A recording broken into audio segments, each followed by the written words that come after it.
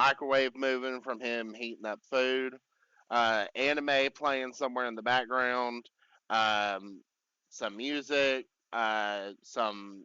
We watch a couple of YouTube channels.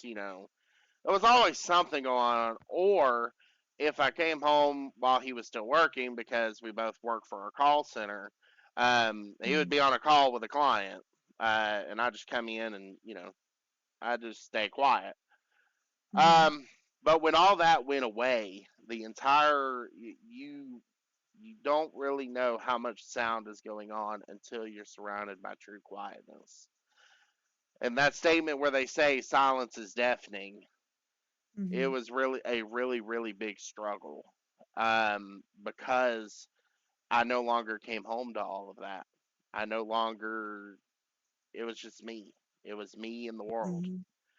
And so, me going back to World of Warcraft and me talking to our crew, I really started feel connecting again. And I remember telling everybody and introducing myself. I told them I was like, I'm kind of struggling right now because my brother just passed away. Mm-hmm. Um, and everybody kind of took me in piece by piece. Um, because I was kind of shattered. Mm-hmm. So I really have always enjoyed the gaming world in itself because the community, you can't, in my opinion, you can't beat the gaming community. Absolutely not. No. Um, so let's talk about a little bit into the connection between gaming and mental health, kind of what we've been going on right Mm-hmm. now. Um, on one hand, gaming can be an amazing escape, a way to immerse yourself in a different world and get away from life's stress. But it can also become a problem if it's used as an avoidance tool. Mm-hmm. So, the question I have is I want you all to reflect on your gaming habits. What does it feel like? What does it feel like a healthy outlet for you? And when does it start feeling like an escape from things you need to confront? Things you need to confront. Mm. You go ahead. You go first this time. I'm trying to think. Is that right? This is a. Ooh, it's got my mind spinning. Even when I read this before Mm-hmm. we started, I I couldn't think Mm-hmm. because it's such a fine line between helping coping and being excessive. Mm, Like And obsessing over the game. Okay. like that fine line between where it's healthy and not healthy. And it's such a fine line that Mm-hmm. it's hard to see when it has become an unhealthy addiction to, instead of dealing with stuff, you do it so you don't have to. mm, And Well, I do it a yeah, lot. I I agree with play that. games to not deal with stuff. Mm-hmm. I should have done stuff differently in my last relationship, and I know I shouldn't have used games to get out of certain topics that need to be talked about. mm, But with me, I couldn't open up. My walls were so thick, I couldn't open up. Mm-hmm. And that was the downfall. And I would always play so I could escape reality. And I would always cross that fine line when I would play there for 5, 6, 7 hours straight Mm-hmm. and not do much around the house or hang out with my kids like I should have. So, I mean, it depends on how you look at it. mm, You can have that line could be a mile wide for some people because they know how to handle certain situations better. For some people, it's within minutes being on the game for 2 hours and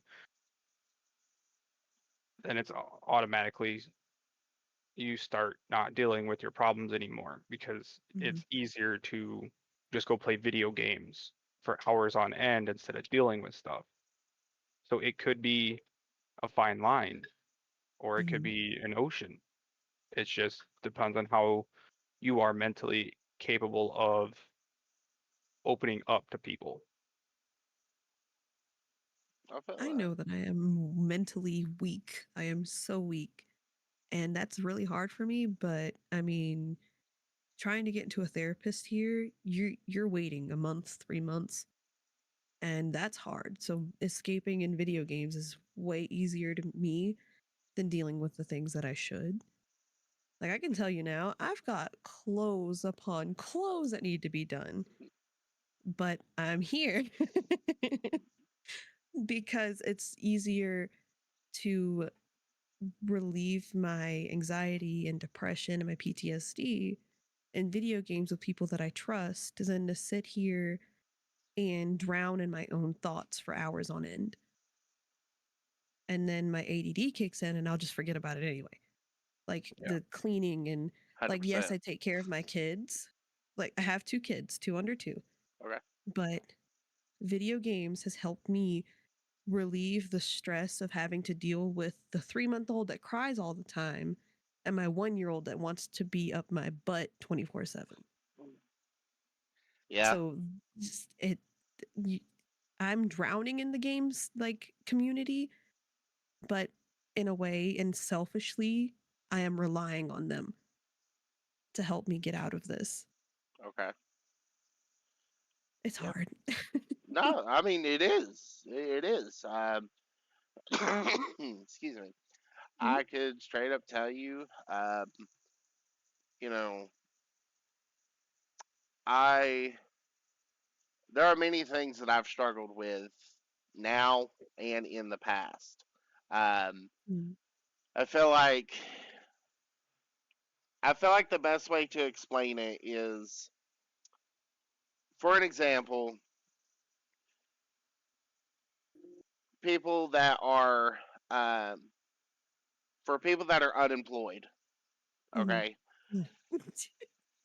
not dogging before I say this, not No, dogging I on know. people. Anyway, yeah, if you're a stay-at-home mom and your job is your quote unquote job is making sure the kids are fed, making sure everything's Mhm, good at the home, cool. But for those of us who don't have that type of requirement or don't fit in that ball field, mhm, you know, when you first get released from a job, the clock's already ticking. Your bills are mhm. current right now, but how soon is it going to be until you find another job? Let alone, Yes. is that job going to be decent? Is it going to Mhm. be a employer that is very toxic in a workplace environment and they're just saying we're like a family here? Yeah. Um, or is it going to be an employer that doesn't wish to pay the current market value? Like, don't get me wrong, I'm depending on the company. I can understand if they're willing to give me a promise or something as to why they're going under the market value. Maybe growth opportunity, a reliable growth opportunity, not just saying, oh, well, we may promote you in 6 months. Um, Mm-mm. but without getting too far on it, but like I said, when you become unemployed, the clock's ticking. Mhm, Eventually that light bill's going to come due, and mhm, eventually that light bill going to be late.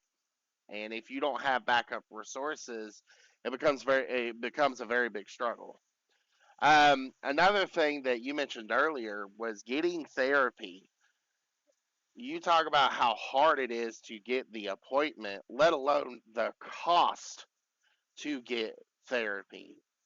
There are sure there's like state insurance, and there's some insurances will cover maybe one or two therapy appointments, but for those people that really need the assistance but they don't have the insurance, they end up having to pay like $300 out of pocket, let alone in the event that they get a psychiatrist recommendation.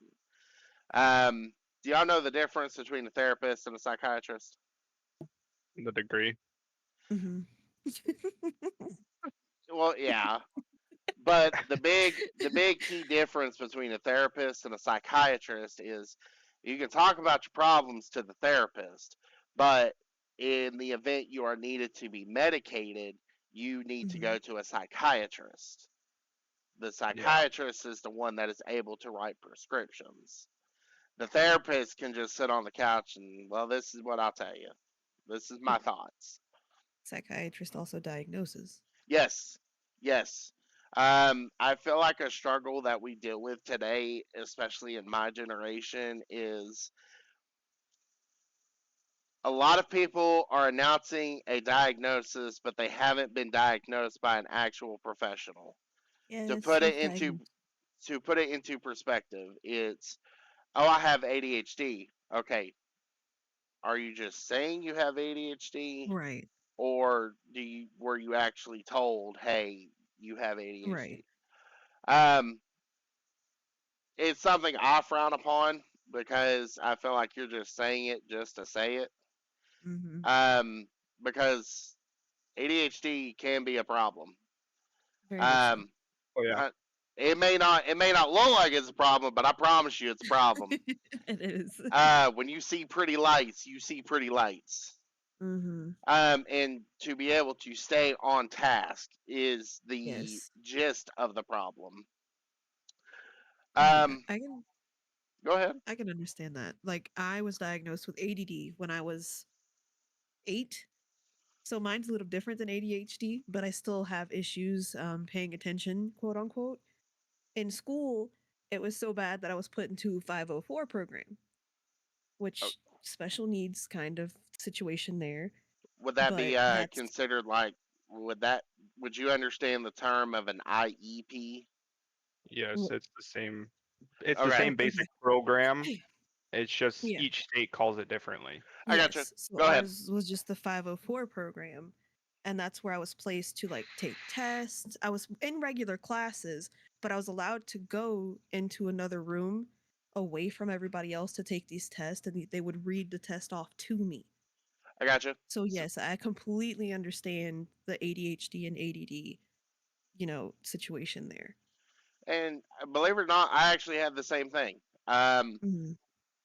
and it coming from a teen perspective, Mhm. when you're like in the middle school, you don't really notice it. But then when you have the same exact thing going on in high school, Mhm. Yes. you it starts to become a struggle because Yes. you start noticing that you're different. And God Mhm. forbid if you're different in high school.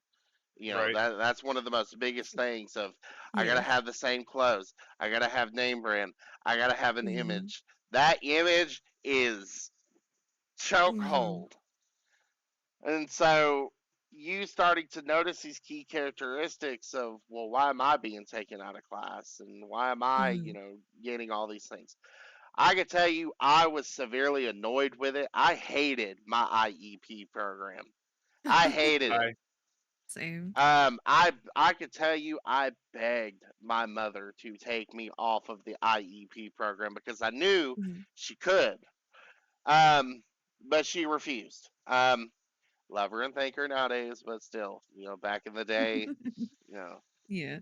kind of a struggle bus. oh yeah. Um, but yeah, coming back, coming back to the topic at hand, understanding the difference between, is it a problem or is it just fine currently? Sure, if Mhm. you game, 3 hours a day, and if your house is, I've always thought of the process of, are the bills paid? Is the house clean? Mhm. Is there anything that I need to knock out? Maybe make my bed, just the Mhm. simplistic things. Sure, in my opinion, there is nothing wrong with a Friday night gaming session. You got, paper plates piled up from the evening. You ordered like 2 boxes of pizza. Like you had it out, you know.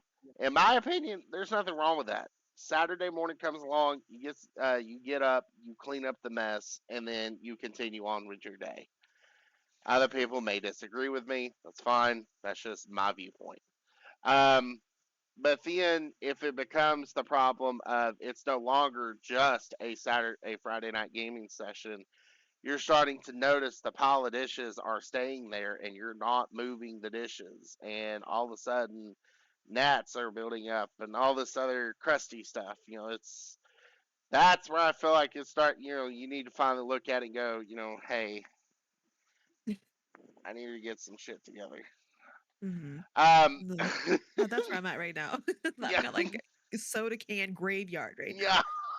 now. Yeah, I'm not gonna lie, I do too. you know, I mean, hey, like I said, we've all been there. Okay. Mm-hmm. Um, let's see here. So as for my audience, whether you guys see this now or in the future, I would like for you to definitely get your comments on what is definitely going on in your lives and how do you cope with these questions that I ask all of you. This is not just for the people that are on this podcast. This is directly for you, the community. So I do want to make that be known as well. Don't think that this is just an interview of people and that's all I'm going to take. I do want to hear from the community on what you guys think and your viewpoints. Whether you agree with me or not, that's the point. Is I want to hear it.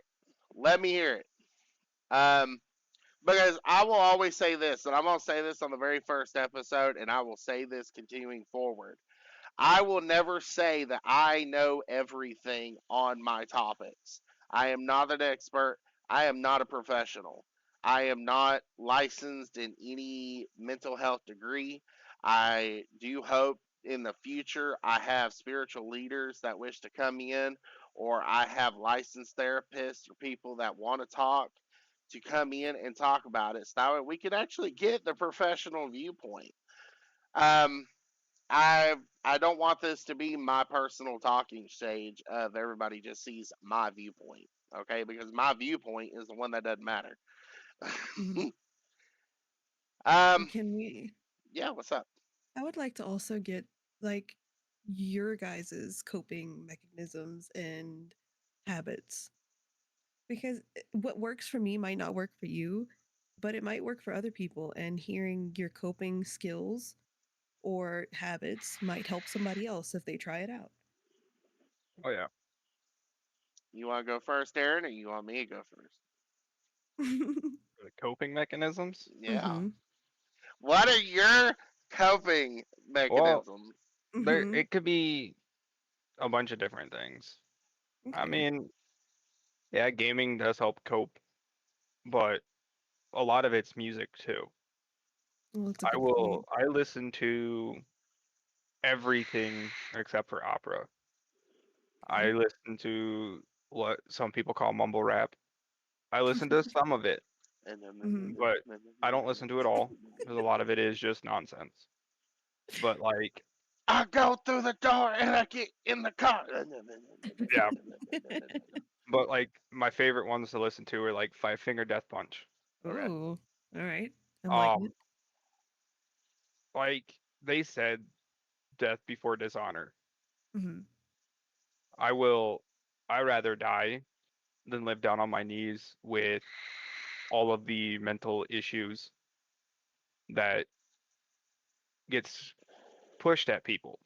Mm-hmm. Because a lot of it, some people don't have, and their buddies do, and they want to fit in. Like, okay, cool, you want to fit in, but you shouldn't take the spotlight away from the people who actually have it. Mm-hmm. Like, and music. It's just whatever you want to listen to. I mean, it helps. If Mm-hmm. you, I know Skillet is a Christian rock band. I think it's Skillet. Yeah. Mm-hmm. Yeah. In all of their songs, there's Bible verses throughout all of it. I am not a Christian, but I listen to Skillet, and sometimes it certain words within the song speak so much louder than the whole song itself. And I listen to that some days when I'm down deep, and it's I know some I'm not the only one that's going through it, and it helps to know I'm not alone with some of the issues I have. So, And do you listen to the words more or like the beats and the music?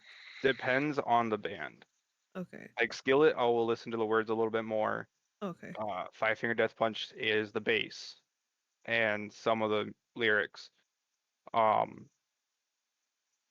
then I just listen to music just to listen and have background noise on, so I'm not drowning in my own thoughts. Okay. And it's just the noise. Okay. Yeah, 100%. Um, I think for me, my coping skills um, would be definitely music. Mhm. Um, I sort of dislike you because you said you hated opera. I Catch me couldn't outside. get behind it. I catch, can't get catch behind me it. outside. I like the I Latin.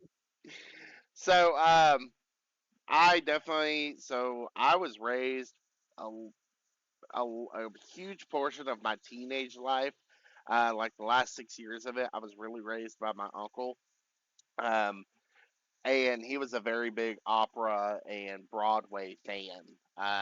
Talking Stephen Sondheim, Andrew Lloyd Webber, all the big names in the Broadway industry. Um, his favorite actor was Romain Carambleu. Romain Carambleu is known for playing the Phantom in Phantom of the Opera on Broadway. Um, all these, I remember we could have hours of conversations about Julie Andrews, Mhm. um, and what she used to do, or B. Arthur before she went to Golden Girls. Um, B. Arthur is Dorothy from Golden Girls. Um, Mhm. I listen to a lot of Broadway, barbershop, Hebraic, religious music. Um, and then I also do my car karaoke. Um, when you're on the Shower love way, listening in the karaoke too. car. yeah, yeah. I'm not a really big like heavy metal fan, but hey, I mean sometimes when you're really angry, that's all that's gonna do it. Mhm. Um, so I can tell you one of my favorite things to listen to when I'm really feeling down in the dumps, sort of feel. Um, do y'all know what an a cappella group is? Yes. Yeah, it's all Like the vocals. pentatonics, that's the big one. Yeah, Pentatonics Yeah. is the big one that everybody Mhm. knows. Um, but there's another. So, do y'all know the song "Fix You" by Coldplay? Mm, I might have heard yes. it, but I'd recommend. Um, Trying to think of the group's name. Give me just a split second here. You're good.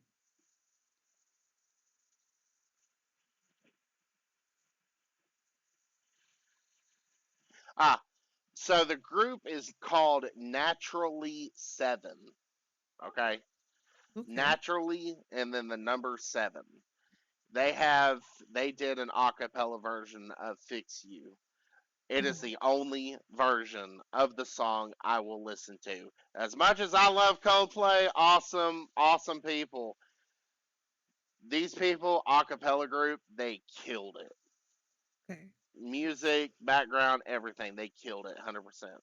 Um, I'll start following certain parts in the song, and then just the overall vibe of it is just so wholesome and so get it together. It's gonna be okay.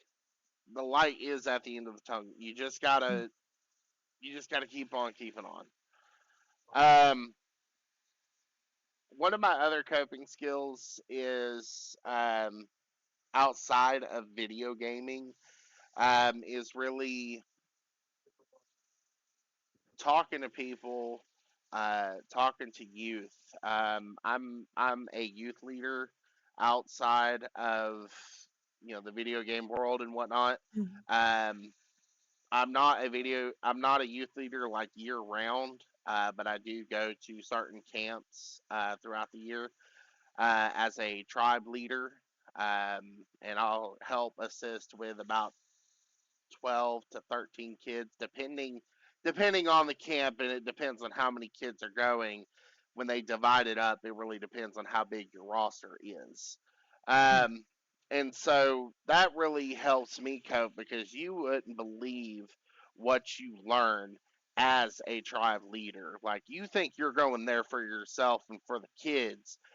By the end of the week, you start understanding that these kids have actually taught you something. mhm, It's a very powerful experience to go to these camps. Um, this year, I only went to one due to the circumstances of this year. I went to Camp Yeshua at the beginning of August for in Stewart, Oklahoma. Very wonderful camp. Loved the management. Loved the worship group and whatnot because one of the biggest parts of that is yeah, the worships group there is there, but the worship team is not there to make a concert. mhm, And I feel like that's a very big problem with a lot of it's one of the reasons why I don't go to mainstream church is because a lot of worship groups are there to make a concert, fog machine mhm, and big pretty lights and all this other stuff, Yeah. don't get me wrong, it's nice, but where do we go ahead and draw the line and say this is a concert, not a worship service? mhm. Right. I Yeah. didn't get free tickets to ACDC. Kid, if you did, let me know. We Yeah, can go. right, right. Um, so, and it's not to dog on any churches that do like that. I mean, if that's how you run if that's how you run it, that's how you run it. But like, that's just my personal viewpoint because the gist of the worship service is to provide a coping skill for you to finally confront the Father. And in my religion, that's how we do it. Um, and then my final coping skill would be cooking. I love to cook ever since Ratatouille came out. And Gusteau's line, anyone can cook. Promise Mhm, you, I was one of the main people that listened to that. I went to culinary school. I practiced it. I learned the ways of the knife, as we call it. mhm, Um, and it's such a wonderful thing.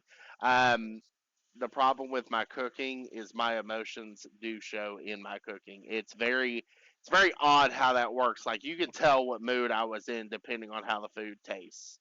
mhm. Um, I guess my coping skills would be the same as yours, basically, just music is a big one. Hmm. But I also am very artsy, so outside of video games, I crochet clothes pieces. I just made a Beetlejuice top for my sister so she can go see the new Beetlejuice movie in the theaters. Okay. Um, but I also that may not look like it, but I love to dance actually. I learn a lot of choreography and those are just basically mine.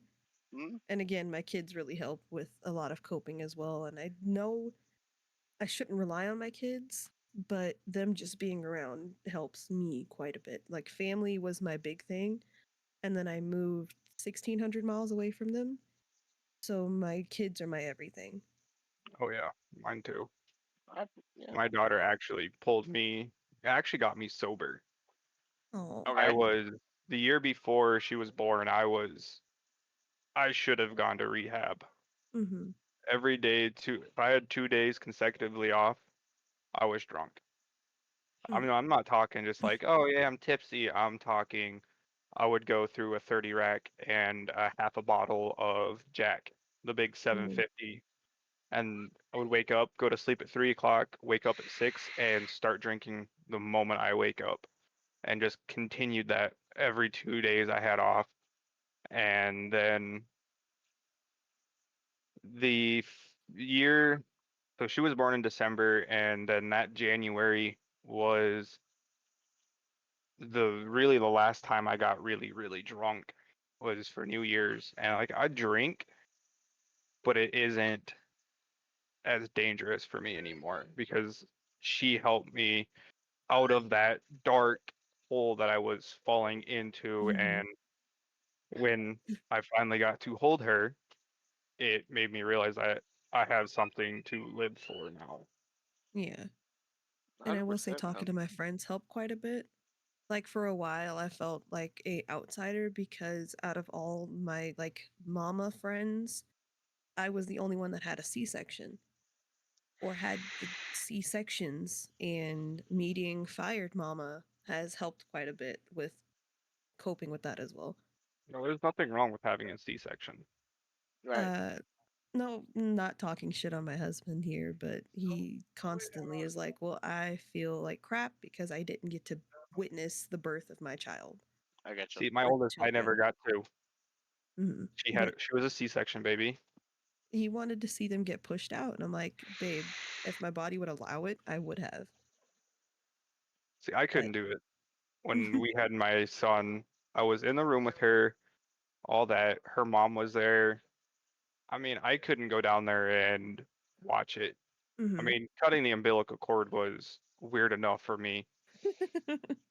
It's something else. I think you got it from here. All right. I love you so much. I let you know. Stay in there. Yeah, All right. Yeah, I'll be outside. I Just. I mean, I was up there in the bed with her, comforting her. I didn't Mhm. care if I got blood on my pants.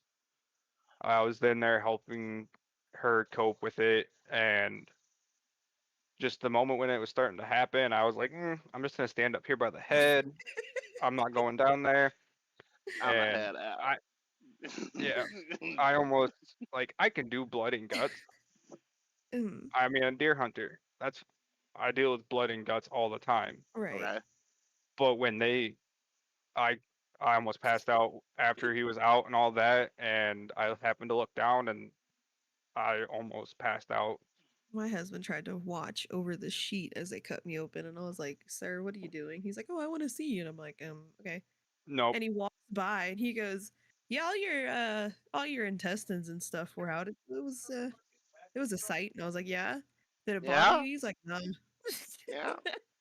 See, But I when they told me I couldn't watch, and I was just sitting there counting ceiling tiles the whole time, and I think there was 27 full tiles, 8 different lights, and so many certain like half tiles. Because you just be I watched looking. You just be I looking watched the around, blood. just like that light's a little crooked, huh? Yeah, Right?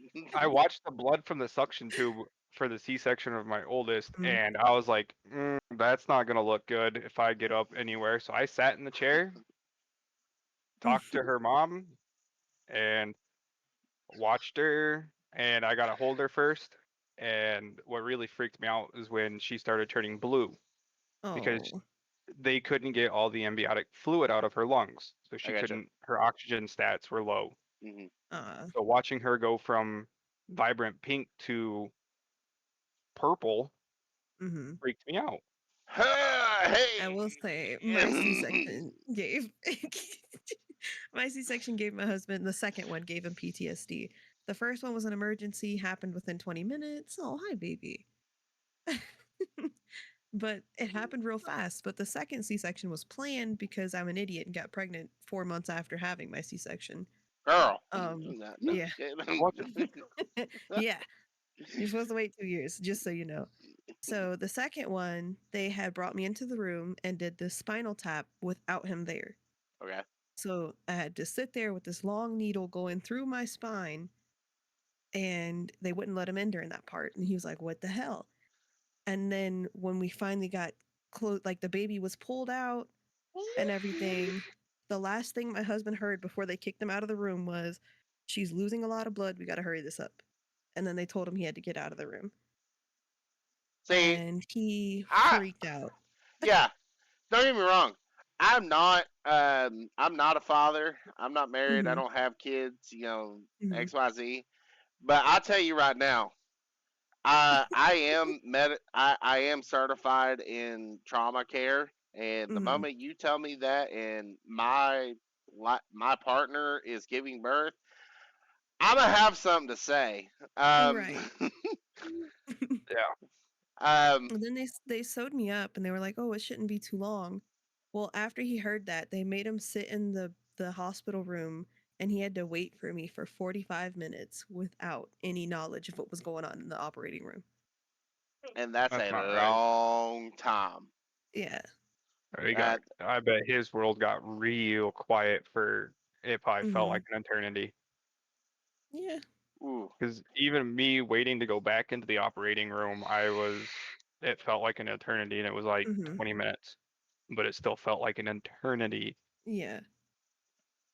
Then they rolled me in. They rolled the baby in first, so like the baby was already in there and he was taking care of him. But then he had to wait for me and he had no idea if I was okay because when they did pull him out of the room, I was like, you're so drugged up during a C-section that I was falling asleep. I kept falling asleep. And when he left, I was dozing off again and I didn't speak to him and he didn't know what was going on. Yeah, So PTSD from a C-section, so I'm afraid to have another one because I don't want to scare him. right. that's understandable. No, it is. It is. When you deal with those kind of experiences, it's only normal. Mm-hmm. Um, I think it'd be a little abnormal if nobody kind of gave that a thought of just like Yeah. so. Mm. Going on to my next topic here, I think we're doing really good. I'm really enjoying this. Oh yeah. Yes. So a little bit personal. Mm-hmm. When my brother, um, he passed away in March. March 23rd was the date. Um, so when Sean passed, as normal, it was like a piece of my world went with him. Yes. Um, 100%. for the first few months, I felt completely lost. Like you could Mm-hmm. tell at work, I didn't want to talk to anybody. Every little thing was like a nuke going off in my head. Mm-hmm. And during that time, I was a training manager for TurboTax for Intuit. I had to lead 60 other agents and Oof. train them on how to do their jobs and then deal with their issues as to why they don't like doing the job. And I'm just like, well, you applied and you accepted. I don't. Right. A plus B equals C. Right. Don't know what to tell you there. But like I said, I felt completely lost. Gaming helped, Mm-hmm. but so did finding ways to connect with my feelings instead of avoiding them. And that's something I want to talk about currently. How Mm-hmm. can we embrace so my question at the moment is how can we embrace the hard stuff and not just run from it? Mm. It's hard facing that, I will say. It's And scary. I yeah, it is very scary. When I first moved here, literally 2 weeks after I moved here, my stepdad died. And I didn't have the money to get back to see him or say my final goodbyes. It was right after COVID hit, you know. Um, what really helped me through the hard times was GTA roleplay, believe it or not. Okay. I played it for hours on end. I didn't have a job. I didn't have my kids at the time. So me playing GTA roleplay and connecting with other people, even though it was like a fake life, it almost felt real. And that's how I escaped mine. I mean, it's not a healthy coping. No. Definitely was not healthy, but that helped me so much to get out of that dark place. Okay. And it took a while. It does definitely takes time. It took me over a year to get over it, but that's how I got out of my dark place. Okay. Aaron, I'm not a good person to answer this. the Uh oh. spotlight's on you. All right. I bottle my shit up. Okay. I That's don't. I see, don't that's a good one too. like everything I go through. I bottle it up. Okay. and it just sits and sits and sits, and I don't cope with it. I just let it eat at me every day, all day, until it finally releases and I snap on people Mm, because it got too much. Mhm. I don't have a healthy, because even on video games, I will bottle it up and I won't release it. I won't talk to anybody about it. It it's very hard for me to open up and Mhm. face problems yeah. that I'm dealing with, and I don't open up. I have mile high walls, I have 10-foot armor. I don't easily just shed it and open up to people. Mhm. So I was always raised to, I don't deal with your emotions, bottle it up, and like I shed one tear at my grandpa's funeral. And that's when I looked at my dad, noticed he was crying, so I couldn't, because I had to be strong for him. Mhm. So I shed one tear, and I haven't coped with dealing with losing both my grandpas in 6 months. Mm, So I'm still bottling it up. I snap on people when stuff gets too heavy, and I don't cope with it. mm. That's my biggest downside. I don't cope with anything. I just let it eat at me and just deal with it later on down the road. Did That's your parents raise you as like men don't cry? Nope. And Let's suck it up. that's essentially what I was about to get into was Mhm. something that you said earlier was um, I'm raised to reserve myself. I feel Mhm. like a lot of males are told that's how you need to live your life. Mhm. Don't ask for Yep. help. If you're struggling, you struggle on your own. Yep. When you need help, there's nobody there to help you. Um, Once again, before I say this, I'm not dogging on anything, but I will say most of my research is based on statistics. Mhm. Whenever there is a domestic violence issue, there is always a shelter for women and children. Mhm. There's always. There's Yep. a crisis line, there is a help party, there is coalitions, there are I could probably list off 20 different places in my area alone for the needs of women and children. Right. Nothing wrong with that. There's none However, for men. there is nothing for men. Mhm. Call the 1-800, call the 899 number, the suicide hotline, and they'll give you some Mhm. resources. You try to call United Way, they'll just give you another phone list. The Mhm. problem that I see is regardless of if it's, and this is not this well, yes, the topic currently is like when it comes to men, but it's now getting to the point where if families in general are struggling and they tell you to call Salvation Army or United Way, they don't help either. They Nope. do the same thing. They you get told call 411. You Mhm. call 411, they give you a phone tree. You use the phone tree, and then that phone tree gives you another phone tree. Nobody's finally doing anything, Yes. and that's a problem that I do see is um, coming back to 2020. Okay, now I get it. 2020 was a very heightened a lot of people. A lot of people started seeing things differently during 2020, and that was a very big year Right. because the COVID actually not only helped us see problems that we need to fix, but a lot of problems that we need to stop. Mhm.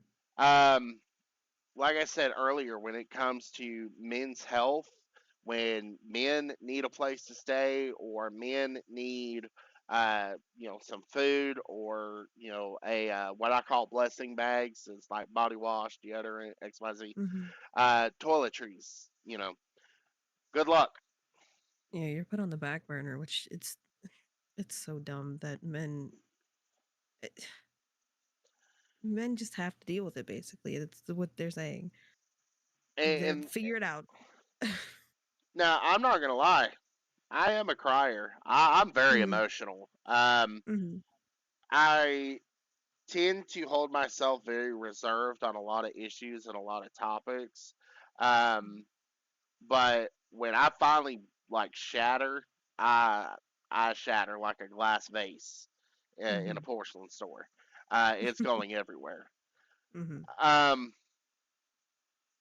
and it's definitely tough because there really isn't any help. Um, Hmm. it's called the phone tree. Hmm. So I guess my question to, or I guess a advocate, as I'll call it, um, I'd like for my viewers and my audience, I would like for you guys to try to see if you can find somewhere that helps men. That like, don't get me wrong, if you want to also post women and children's resources, that's fine. 100%, nothing wrong with that. But I want you to tell me if you can find a men's help. So, because, like, don't get me wrong, when it comes to domestic violence, 88, I want to say the statistic is 88% of those domestic violences are done by the male. But for that other 12%, for where it's actually coming from the female, Hmm. where can those men go? A relative, apparently. That's where they want you to Not go. sometimes not even that, Yeah, that's true. Yeah. because I know sometimes that. family doesn't help. I know that my husband's family. Yeah. No, See, I got, I looked it up. The suicide rate for okay. men versus women, it is 4 times higher that a male will do it before a female. That is 80% are, well, may make up the 50% of the population. We count for nearly 80% of all suicides Yep. Yeah. because men don't have where to turn. Not at all. Now, And then it's like when you do turn, then they kind of turn on you and like, well, why are you doing this? Why are you doing that? Don't target the person who's coming to you. Yeah. yes, Just shut up and listen. yes. Um, let's see. So when I say, one of the ways to embrace the hard stuff that's going on in life, Hmm.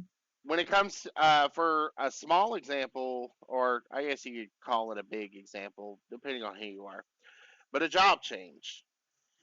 When it comes to, in my opinion, if you're a server and you're going from one restaurant to another, yeah, it's sort of a big change. But in my opinion, not exactly, because you're doing the same stuff. You're just learning the new menu, who the Hmm. regulars are, and the new management. You're learning the basics of what you're always going to learn at a new company. But if you're going from an agent, and I do apologize if I keep referring to agent, because that's just what I've worked in the last 8 years, and that's just what I understand. Yeah. So, better yet, I'll say associate. So, if you're like a sales associate at a store, or you work customer service, or you did, you deal at that base level, and then you're finally promoted to a management salaried position. That is a big change, Hmm. because you're no longer hourly, you're salary. Hmm. And when you become salary, you get, in my line of work, once you become salary, you do get a lot of benefits. You get a lot of respect too. Hmm. You Yeah. know, put my name on that bat. Respect my authority. No, I'm kidding. Right. Um, and I remember when I first became a manager for certain businesses, um, especially for the first time, that power goes to your head quicker than anything, because you don't know how to handle it. You're just like, I really made it. and you're stuck with two obstacles. One, you want to be a change for the company, but two, you want to uphold the values of the company currently. Therefore, you can no longer be the guy that everybody looks, everybody likes. Sometimes you got to be the asshole. Mhm. Yeah. Um, so dealing with those hard issues, I will say, don't be afraid of change. Too Change can be much very scary. change can be very scary, but it can also Mhm. be very good. Very much so. I will say the big change moving here, that was hard at first. It is very hard at first, but you've got to overcome those obstacles to get to a better place. Hmm. Um, the second thing I will say is give them an inch, but don't give them a mile. Yes. When I Mhm. put that into perspective, is when you're learning a new company and you're learning new people, yeah, show them a little bit of grace. I feel like everybody deserves just a little bit of grace.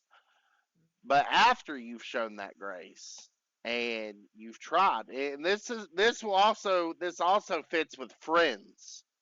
This doesn't Mhm. have to just stick with a company. This could be towards the individual itself. Give them a little bit of grace, but if they abuse that grace, then at that point, cut it off. Mhm.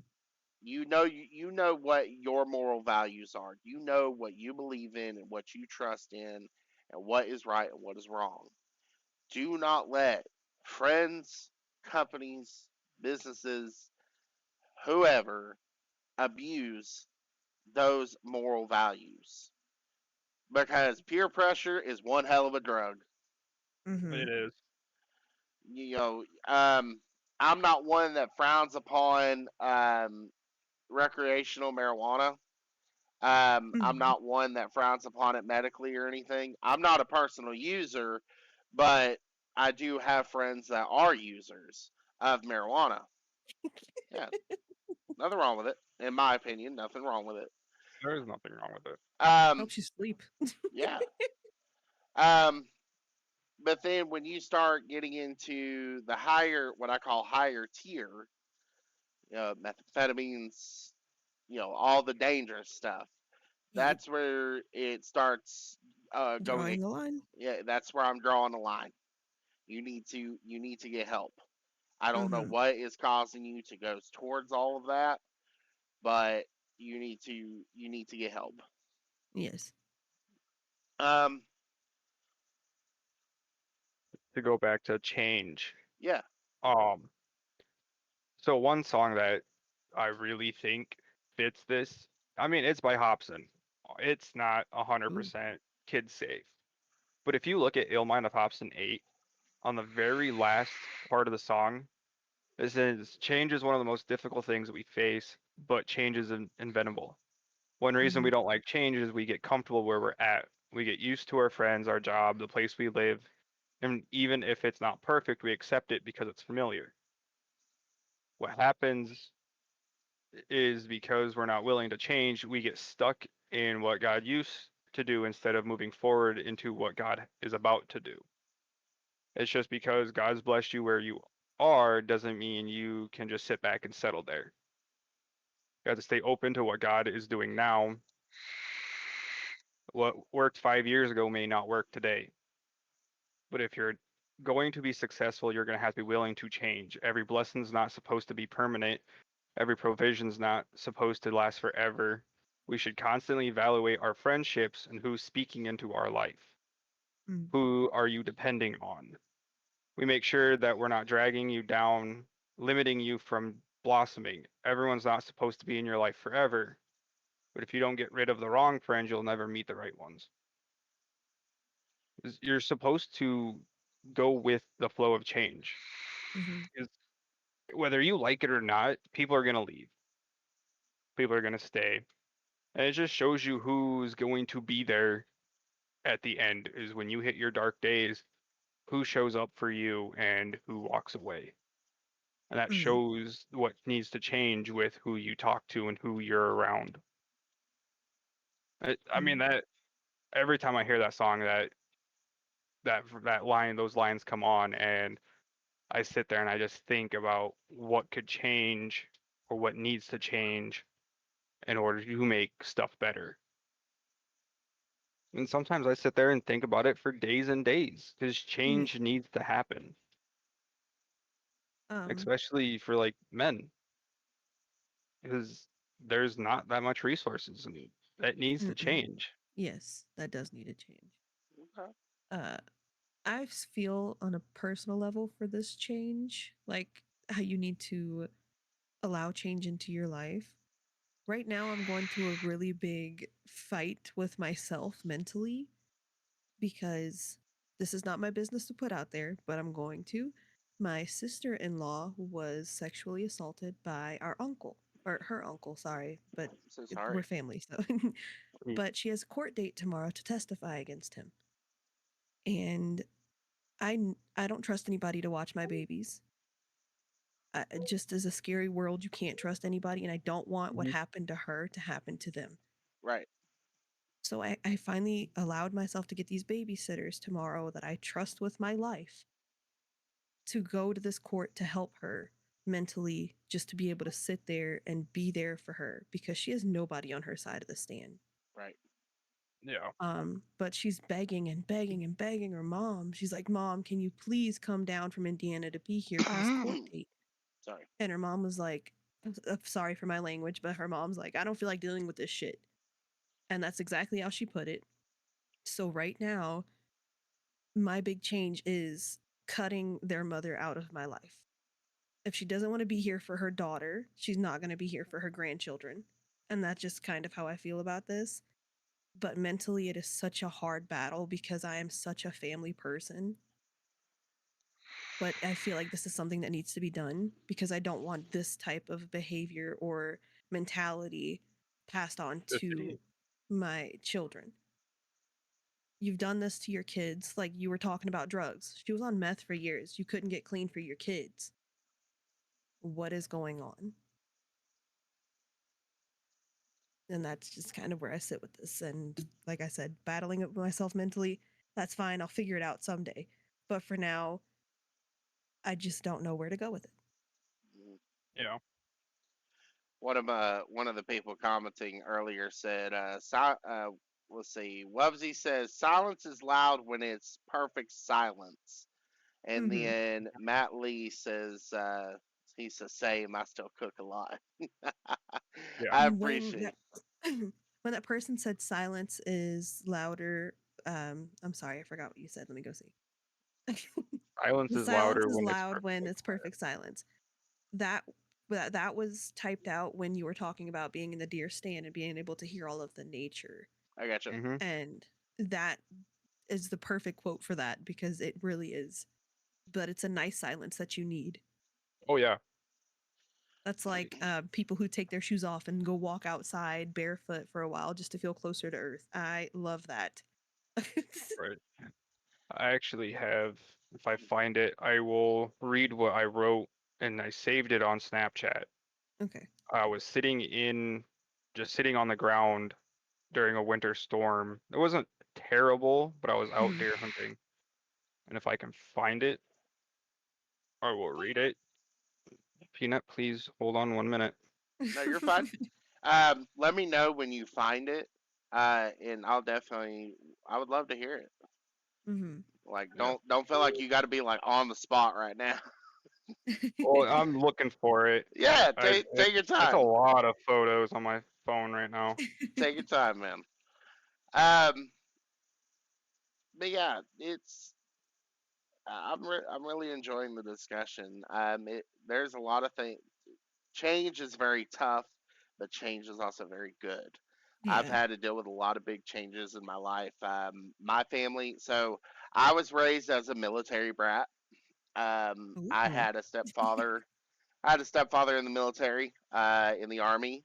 Uh, Go Night Sockers and Rangers and 101st Airborne, 165th Mountaineers. Sorry, had a little You're flashback fine. there. Um, anyway, uh, I myself, of course, never served in the military, but I did get to see a lot.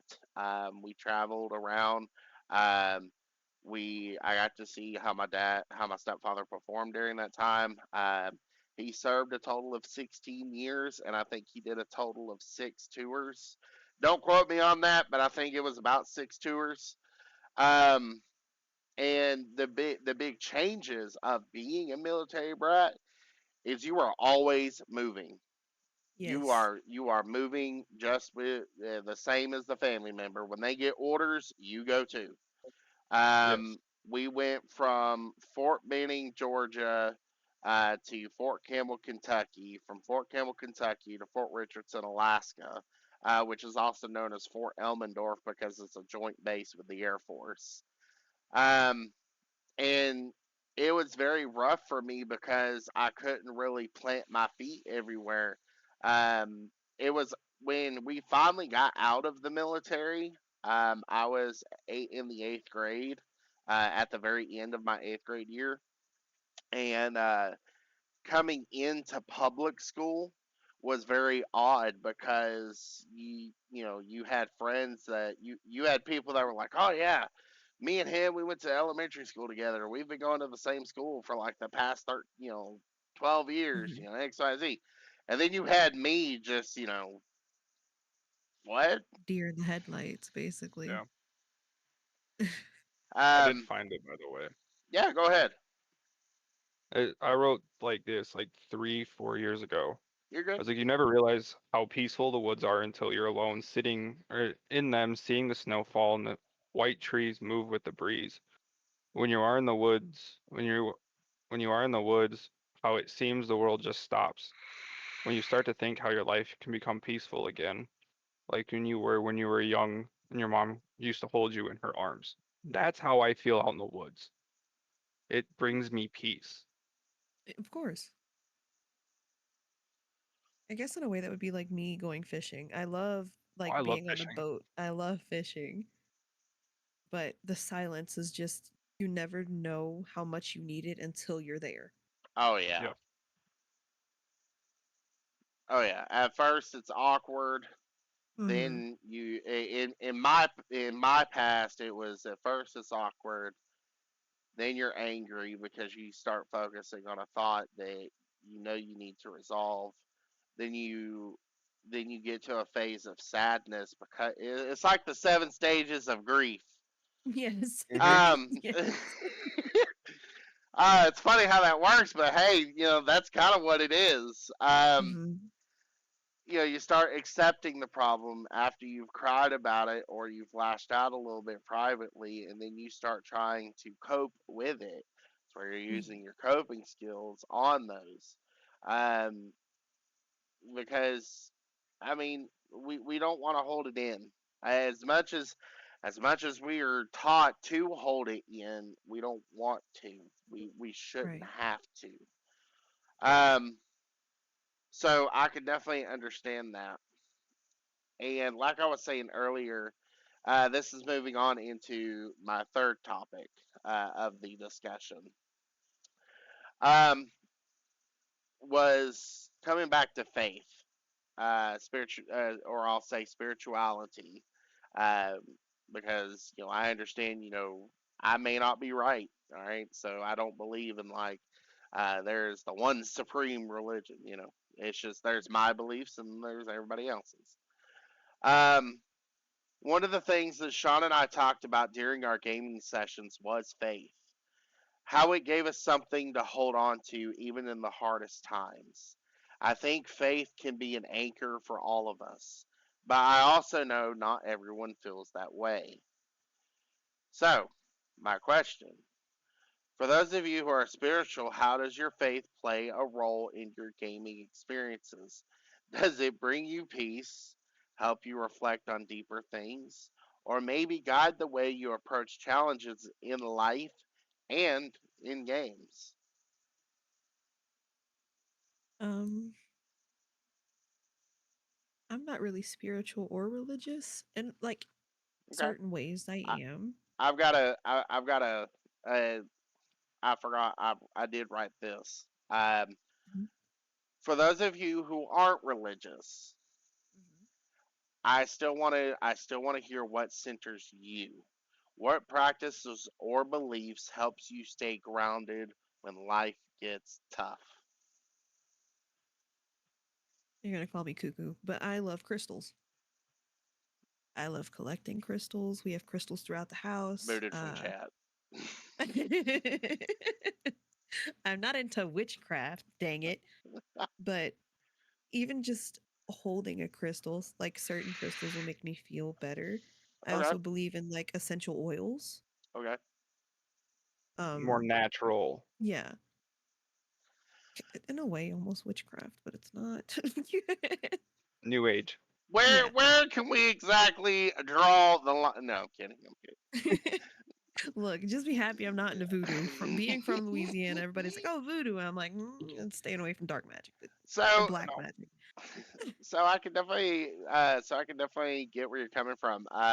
Mm, Believe it or not, there's scientific research on how our bodies uh, can respond to the natural, just nature itself. mhm, Um, in my belief, if I was to kind of match that, mhm, it's not necessarily um, having a connection to God, but it's in my viewpoint, it would be the mhm. not to God Himself, but what He created, being appreciative of what He Yes. created, if that makes sense. Yeah, Go ahead, Aaron. I agree with that. Um, See, like I'm spiritual. It's more the old gods, like Odin and Thor and Like Loki, Greek types Nordic, Nordic. Okay, okay. Vikings, what people Ah, call my it. husband loves It's Viking. Norse Okay. paganism. Okay. See, what really made it set for me is I watched a video about it because I wanted to learn about it. Okay. It's when a video came up says, "Why did you choose Norse paganism over Christianity?"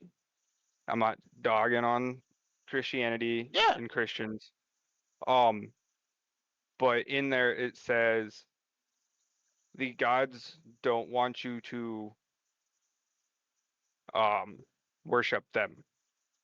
They want you to worship yourself because you came from them and to So admit your faults just like theirs, like they do. Okay. so necessarily a sense of oneness, if that would I be Yeah, kind of coping it's on that?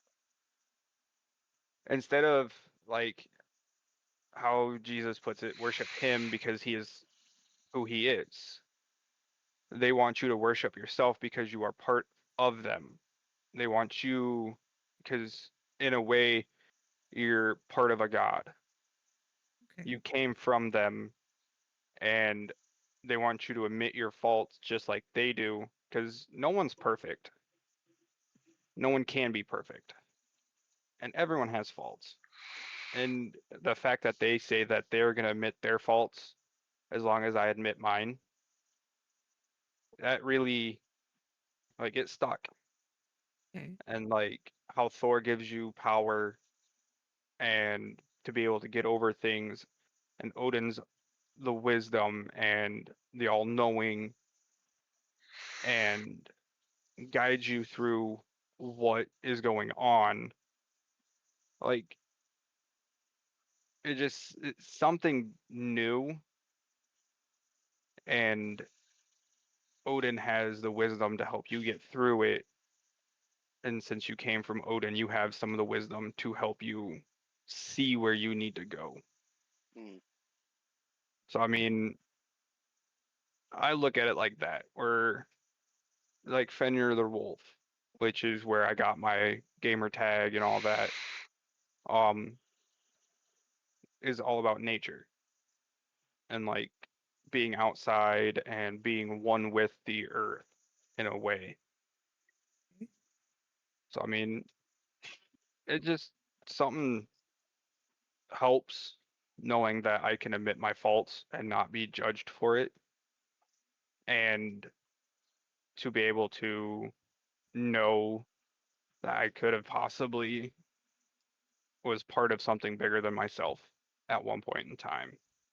That just it helps me get through the days, knowing that Odin is guiding me through the wisdom I've learned every day and showing me how it's okay not to be okay. Mm. Because we all have problems and we all have our faults and we have to admit them, and they're never going to turn their backs on us, Okay. which it's a great feeling to know that if you admit your problems and your faults, that you're still going to be cared for and accepted when the time comes. Yeah, 100%. So, a little bit about me. Um, I am not considered a mainstream Christian. Mm-hmm. Um, I was raised Southern Baptist. I do believe in Jesus, but I refer to him by the original Hebraic term, what I believe is pronounced Yeshua. Um, if there's not necessarily a label, because we're not exactly looking for a label, but a Mm-hmm. lot of me and my fellowship, we refer to ourselves as the a part of the Hebraic roots movement. Um, Coming back to first century Christian beliefs. Um, in my opinion, um, once again, not dogging or anything, quote unquote. um, I don't do Halloween. I don't do Christmas. I don't do Easter. Um, I don't do any of the big holidays. Mainly reason why is because if you go back in history of those, all of those are pagan holidays. Every single one of them. So I don't do those. Um, I do go to what we call a fellowship. Um, the reason why I don't go to mainstream, and why I turned away from Southern Baptism is because here in the Bible Belt, it is you go to church on Sunday, you God forbid if you don't, you have to be dressed to the nines. You have to drive the newest car. Your family has to be the picture perfect family. Nobody can be going through issues. Um, I am so tired of the response. I'll pray for you. Yeah. A Yeah. lot of the big church. I'll pray for you. Mm-hmm. Okay, I appreciate the prayer, but it also says in scripture that sometimes you're the answer to the prayer. Yeah. Yeah. Um, so me and my fellowship, uh, we do nothing but research. I will never. We all, along with my statement earlier, my my fellowship believes in the statement. We will never say that we hold the supreme doctrine, and that we are right. At the end of the day, we may be doing it plumb wrong. At when the end comes, when the end comes, and we die and we pass away, we in my opinion, Yeshua could look at us and say, "You're still 27 steps off." But we try to live the Mm-hmm. life as best as we can. Right. Yeah. Um, and so a lot of people they kind of disagree with me, and I'm okay with having those conversations. Um, I'm not gonna say that I'm a pastor or a deacon or an elder or anything like that. I hold no forms of religious leadership, but based off of the research that I do and actually deep diving, not and one thing that I will also say is a lot of people don't really like the only evidence that you come up with is scripture based. Mhm. If you can find something scientifically, mathematically, geographically, that is actually something that you can hold in your hand, then they'll start to work with you. And Right. so that's been my gist. I've been a part of this movement going on 4 years now. Um, and that's been my movement is right now I have three different lessons that I've made over the 4 years to where I'm able to provide that to people. Yeah, there's a little bit of scripture, but I'm not using the scripture as the main anchor point. I'm using science itself as the main anchor point, so that way people have a actual better understanding. Mhm. Yeah. Um, but not to get far. There's me going on a whole nother tangent. Um, coming back spiritually, on how spirit, when I go to Shabbat, which is our service, we call it Shabbat. Um, when I go to Shabbat, it's all about me and the Father. It's all about me kind of expressing my concerns, kind of the things that we do practice as modern day Christians is, laying it out, asking what is the best thing to do. Start putting some hard things into the limelight and see how can I confront those issues? How can I cope with those issues? How can I actually fix the problems and become a better person than I was a few moments ago? Yeah. Mhm. Not necessarily glorifying him as much as I will always glorify him, but it's also how can I live my life better so I can glorify him more. Um, and that's essentially my viewpoint on it. Is I go to Shabbat because not only am I there for myself, but you could also be the anchor point for why somebody else goes. You Yeah. know, Yeah. you without you even knowing, you could be somebody else's anchor point. Mhm. Um, I go there because I can have a connection with the Father when Tater is singing up there, and I can't do it with anybody else. Um, Mhm. I can only have a connection with the Father whenever a specific elder or a deacon is given a message. Um, although we don't wish to bear ourselves to those requirements, it's one of it's those things in the unknown. You don't know what's going on in the unknown, so you never coming back to my point, you never really know spiritually who is where you're going to be the anchor point for somebody else. Excuse me. Right. Yeah. And that goes, and like I said, that goes for anything spiritually.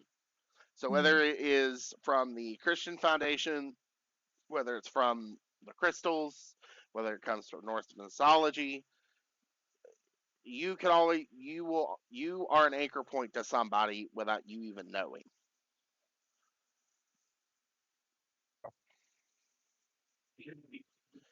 Um, so I want to kind of turn this a little bit towards our audience. I really want to see if anybody has any questions. I do apologize if my screen looks kind of messed up here. I'm running off of one monitor, so you'll have to forgive me. But if you type in the chat or you type in I think on Facebook, there's a comment area. For those of you watching, if you have a question regarding mental health or anything like that, please, this is the time that I want to address to you personally, where you can hear either mine or Aaron or Katie's viewpoints. You don't have to ask me specifically. If you want me to answer, I will. But I just want to hear.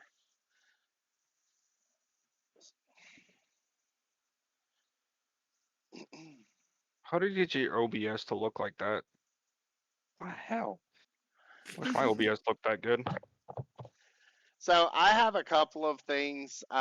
So my that's going to be a word I start using, and I'm going to hate it. My anchor point is, of course, OBX, but I have everything communicated in through a website called Stream Elements.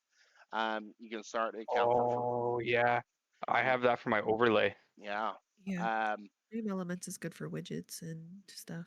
and Yep, it's I free. have it for. Commands. It is. Commands as well. Is that what you use to multi-stream? Is Stream Elements?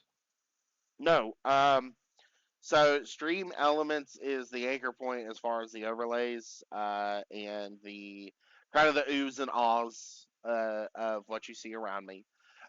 In Hmm. the end, what I use to multi-stream is Restream.io. That's what Um, I figured. yeah.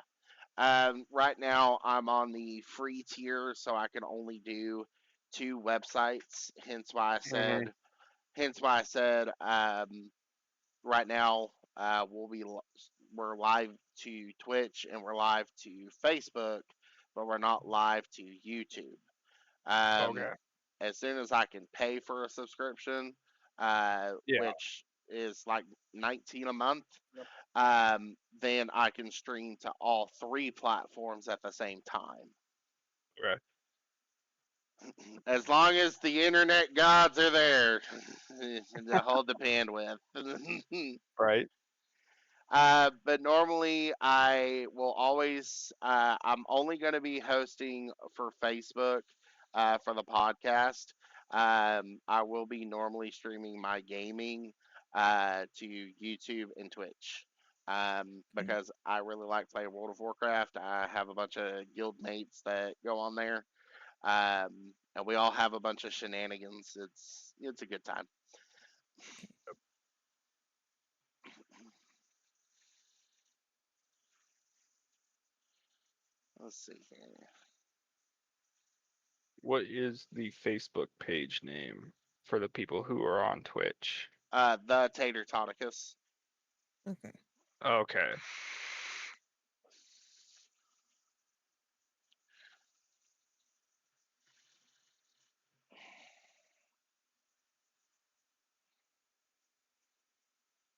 Oh my god, I keep opening Snapchat on my computer on accident. You're Stop.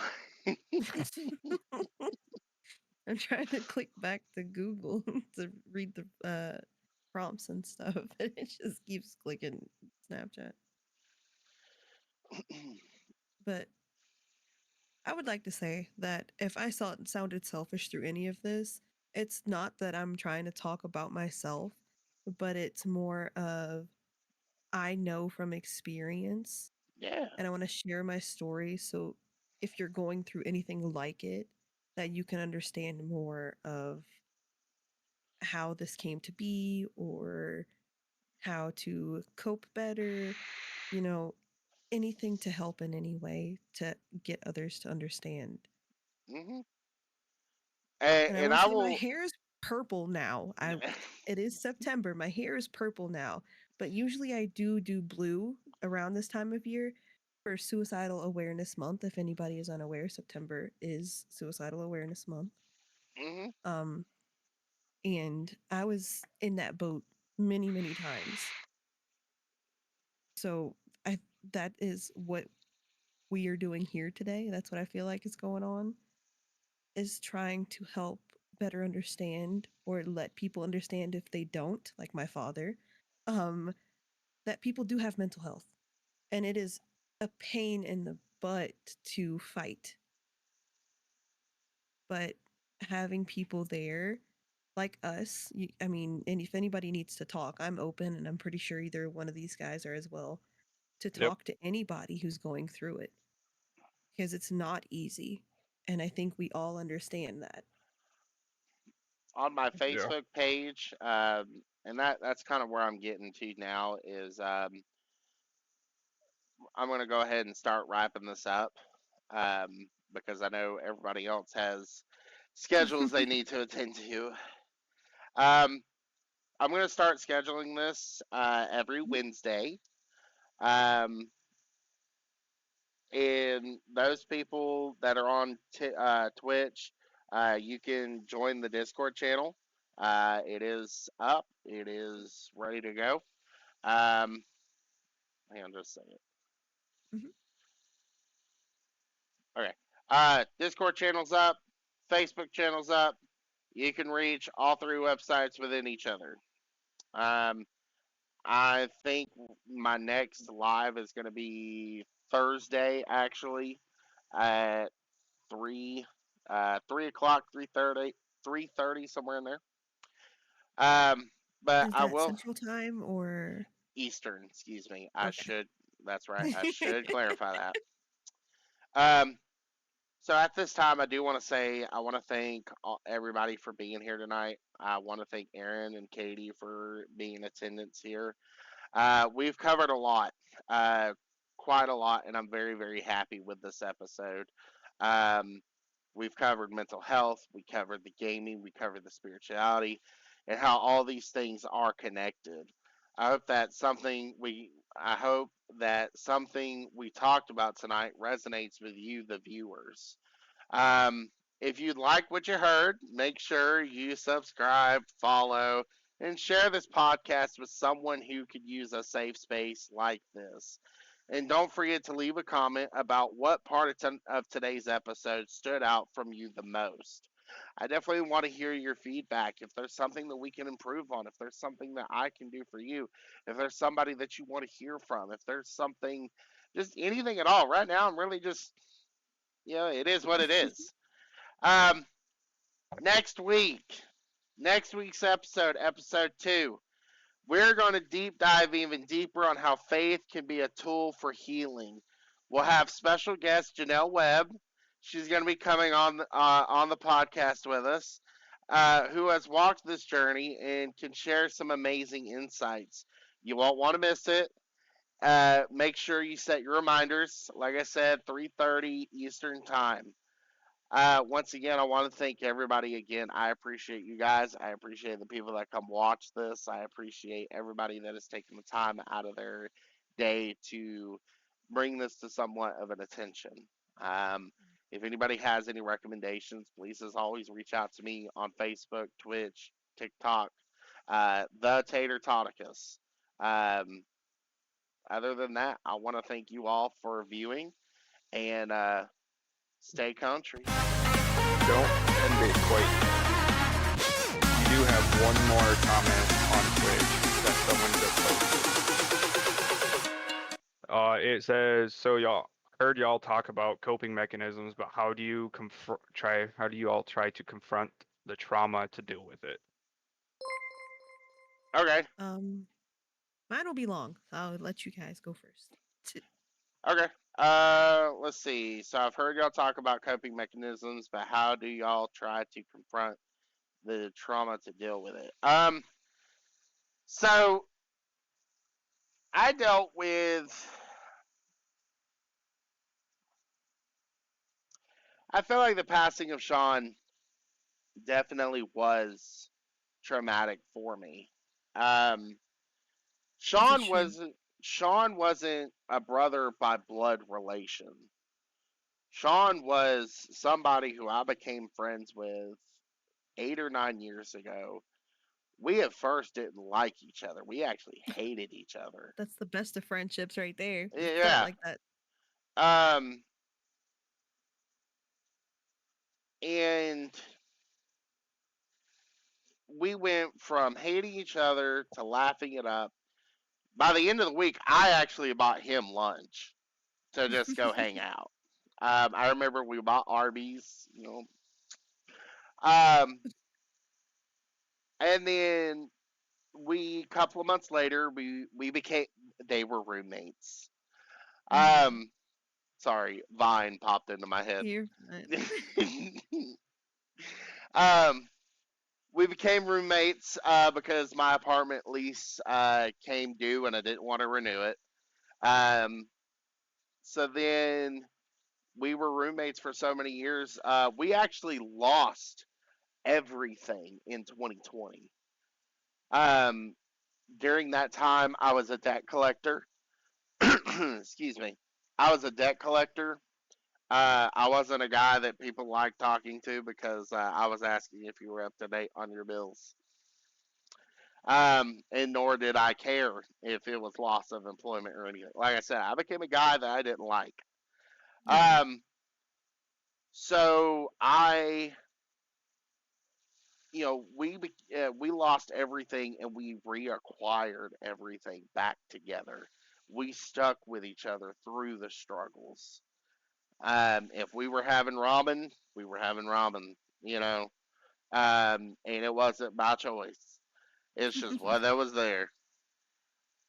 And when he died, um, a part of me really broke. When he died, I will, sorry for the, I lost my shit. Hmm. Um, I lost every part of me that was like I could feel myself slipping away quick. Hmm. Um, and it really sucked because even though I called him brother, the state doesn't find that to be reasonable. Hmm. So I had to try to track his family down. Him and his family didn't get along. Um, he begged and pleaded me if something was to happen to him, I would do the bare minimum for to come in contact with his family. So he may have turned over in his grave, that's fine, but I did what I thought was best. I contacted the family. I let them know his story for the last 7 years. I let them know that he was loved. He died. He didn't die alone. Hmm. Um, he died in a house filled with friends. Although it was unexpected, still I couldn't ask his passing to be later down the road when I was addressing the issue, and I still address it today. Um, there are some points where I get choked up about it. Hmm. Um, when when I finally addressed the issue, I finally told myself I couldn't have asked for a better way if he had to go. Hmm. Sean died right next to me. Um, to talk about the experience, Sean and I, we were training managers for my job. Um, and the night before, he um, he had he was on the online class. I worked on site, which is 45 minutes from here. In the end, I would just come home because they wouldn't allow me to work from home.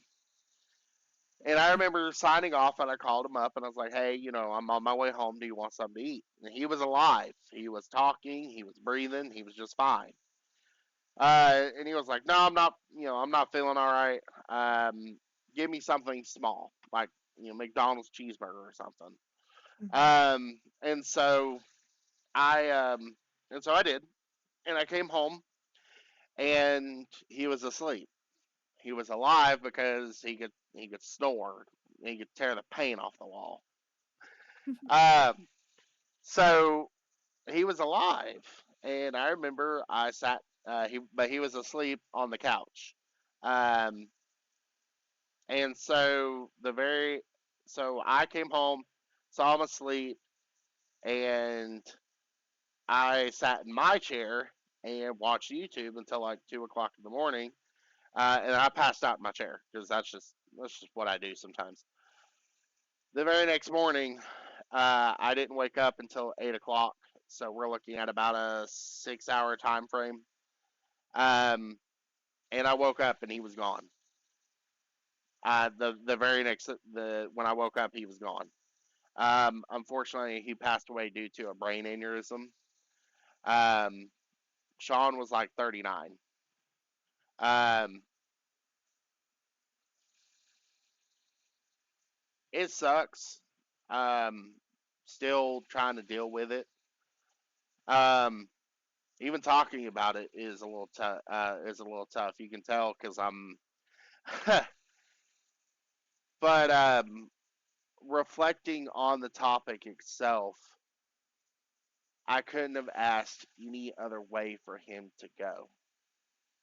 He died right next to me. He didn't die alone.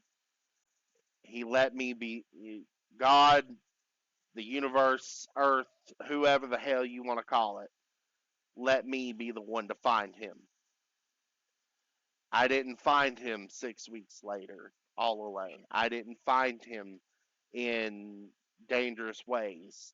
He didn't pass due to dangerous reasons. It wasn't drugs. It wasn't, suicide. It wasn't, all the horrific things I could think of. Even the medical examiner told me himself, because, I called the paramedics freaking out, trying to do things. And me being trauma certified, I'm thinking I've caught him just in time. I can try to save him. So I'm doing CPR while I'm on the phone with 911. Um, and when when the medical examiner finally told me Sean had passed 3 hours before I woke up, because when they do the autopsy and whatnot, they can give somewhat a generalized time of death. Hmm. And they said based off the status of the body, of the remains, he was already gone. There was no way in hell, unless Lazarus is coming back. Um, but he was already gone. Yeah. And so coping, understanding that he died in his sleep. He Not only did he die in his sleep, I was able to find him. I was able to be there to talk to his family. I went through the whole process. I did go talk to a grief counselor. Don't be ashamed. For those of you watching, if you lose somebody, don't feel embarrassed to go talk to a grief counselor, even if it's just for one session. I spoke to a grief counselor just because the company was really they took a big loss over all of it too. I had a lot of people at the company really love the double duo of me and Sean, and when I broke the news to them, they came in. Um, they got me a grief counselor, and there's nothing wrong with checking in with the grief counselor just to make sure your priorities are set straight, because grief itself can trigger so many unwanted things very, very quickly. And it's very Hmm. important to talk to a grief counselor, to try to talk to somebody of spiritual guidance or something of that realm, to just make sure your head is somewhat on straight. Like, it's not going to be perfect because you're